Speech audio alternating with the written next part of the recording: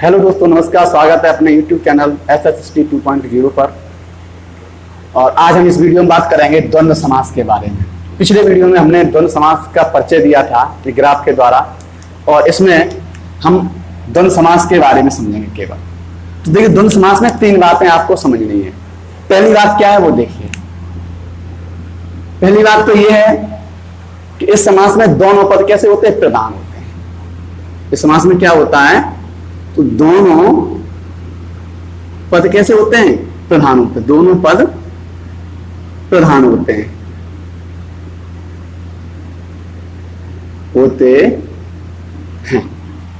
दोनों पदों की भूमिका बराबर होती है। कह सकते हैं दोनों मुख्य होते हैं, दोनों कैसे होते हैं? प्रधान होते हैं। दूसरी बात समझनी है, दोनों पदों के बीच इसकी विशेषता बताई थी मैंने जब ग्राफ बनवाया था उसमें, कि इन्हें दोनों पदों के बीच और शब्द का लोप रहता है।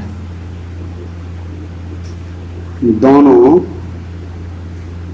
पदों के बीच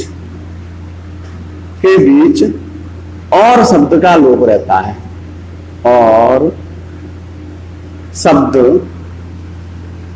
का लोप रहता है। तो इसकी परिभाषा यहीं से बन जाएगी कि जिस समास में दोनों पद प्रधान होते हैं और दोनों पदों के बीच और शब्द का लोप रहता है, उसे हम क्या कहते हैं?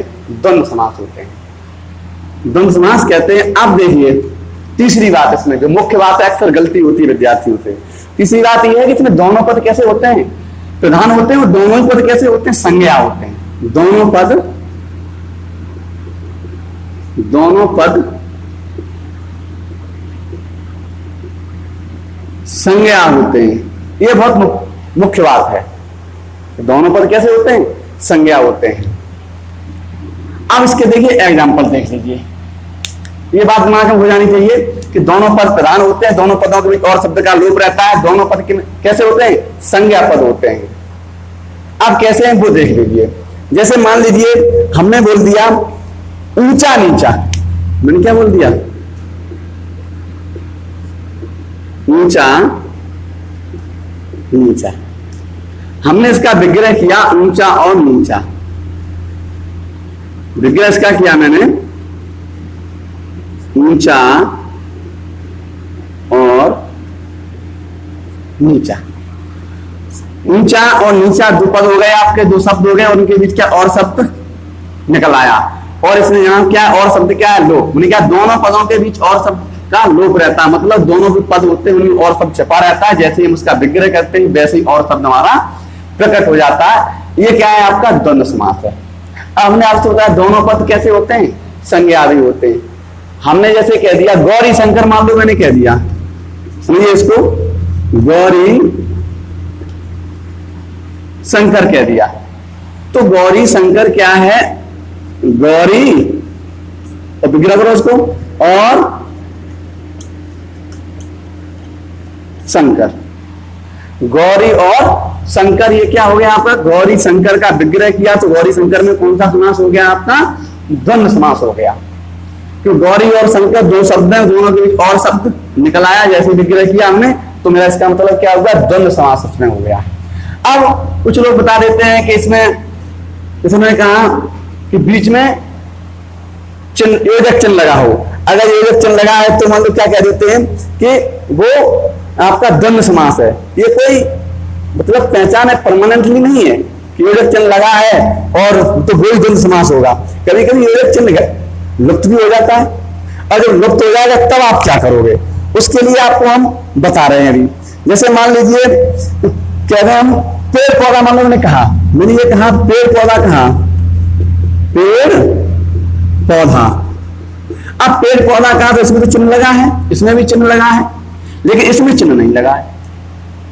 योजक चिन्ह जो है आपका इन दोनों में लगा, दोनों इस उदाहरण में भी लगा, इसमें भी लगा है। तो आप कह दोगे कि क्या है? कि इसमें योजक चिन्ह में लग गया, तुम्हारा क्या है? द्वंद्व समास है। लेकिन जब गौरी शंकर हमने कहा तो इसमें तो चिन्ह है नहीं तुम्हारा। तो इसका मूल भाव यह है कि विग्रह करने के बाद जब और शब्द प्रकट हो जाए, उन दोनों के बीच और शब्द छिपा हो और वो प्रकट हो जाए, तो उसे हम क्या कहते हैं? द्वंद्व समास कहते हैं। और ऐसा नहीं है कि अगर ये योजक चिन्ह नहीं है तो उसमें द्वंद्व समास नहीं होगा। जैसे मान लीजिए बहुत सारे शब्द ऐसे हैं जो मिले हुए आते हैं, इनको तोड़ना पड़ता है, तोड़ने के बाद उसमें और शब्द प्रकट होता है। फिर हम और समझाएंगे। जैसे हमने कह दिया सीताराम कह दिया, मान लो क्या कह दिया, सीता राम कह दिया। अब सीताराम कह दिया तो सीता और राम दोनों क्या है, नाम है, यहां भी नाम थे आपके, तो सीता और राम, तो सीता और राम दोनों नाम है, दोनों संज्ञा हो गए। नाम का नाम, किसी का नाम होना क्या है, संज्ञा है, तो यहां दोनों नाम हो गए, संज्ञा हो गए, दोनों के बीच में क्या है, और शब्द क्या है, लोप है। और जैसे यहाँ लोप है, यहाँ क्या हो गया, प्रकट हो गया है, तो इसका मतलब क्या हुआ, सीताराम में चिन्ह भले ही आपका योजक चिन्ह नहीं है, लेकिन फिर भी सीताराम में क्या होना जाएगा, द्वंद्व समास। तो मुख्य बात समझनी ये है कि जो द्वंद्व समास होता है इसमें दोनों पदों के बीच और शब्द लोप रहता है, और दोनों पद कैसे होते हैं, संज्ञा होते हैं। आपको अच्छे समझना है। अब आपको बता रहे हैं गलती होती है यहां इसमें, वो देखिए। जैसे मान लो हमने कह दिया नीला पीला, नीला पीला में कौन सा समास है।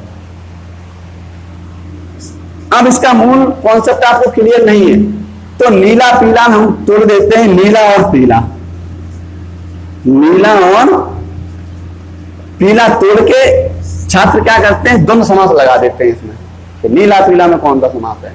लेकिन इसके मूल बात मैंने बताया, दोनों पद कैसे होते हैं, संज्ञा होते हैं। तो नीला और पीला क्या संज्ञा पद है क्या, नीला और पीला अपने आप में क्या है, रंग बोधक दोनों क्या है, ये विशेषण है। रंग बोधक क्या है, ये विशेषण है।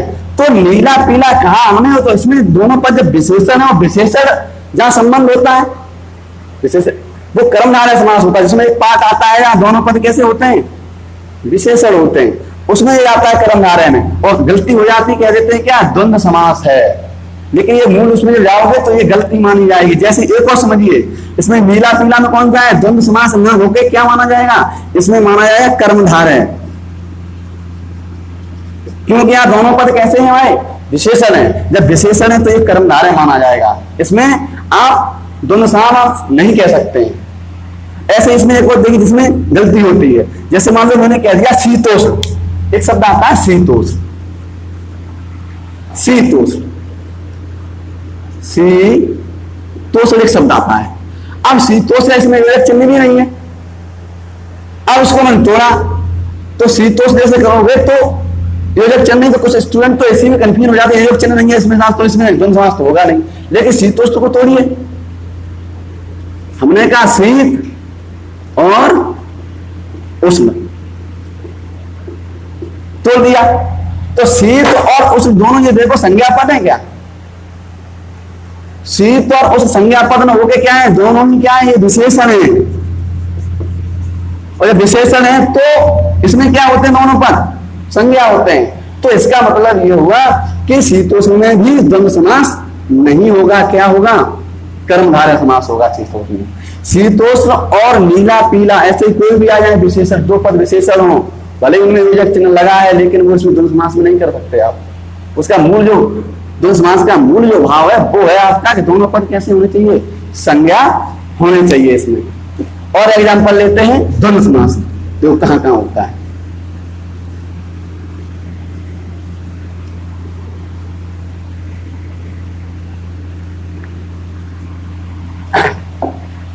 अब जैसे कह दिया लाभालाभ, लाभालाभ कह दिया, तो मैंने देखा इसमें भी आपका योजक चिन्ह नहीं है, लेकिन इसको तोड़ोगे तो क्या हो जाएगा, लाभ धन क्या करेंगे हम, अलाभ करेंगे, लाभ धन अलाभ करेंगे, दीर्घ संधि के अनुसार क्या बन जाएगा आपका शब्द, लाभालाभ बन जाएगा। अब इसको क्या विग्रह करें हम, तो हमने क्या किया, लाभ और अलाभ,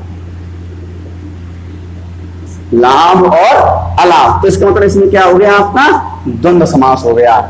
भले ही इसमें चिन्ह नहीं है, तभी ये तब है जब इसमें योजक चिन्ह शामिल नहीं है। योजक चिन्ह वाले जो एग्जाम्पल देख लें आप लोग, जैसे हमने कहा फूल कांटा, क्या कहा, फूल कांटा, विग्रह करोगे तो क्या हो जाएगा, फूल और कांटा। बात समझ में आ गई होगी कि द्वंद्व समास में आपको फिर दोबारा देख लीजिए, इसमें दोनों पद प्रधान होते हैं, दोनों पदों के बीच और शब्द का लोप रहता है, और दोनों पद कैसे होते हैं, संज्ञा होते हैं। ये मुख्य बात है इसमें। और आप को समझ में आ गया होगा, द्वंद्व समास में उदाहरण तो हजारों होते हैं, आप उसको हल करें। इस वीडियो में इतना ही रखते हैं। जय हिंद, जय भारत, वंदे मातरम।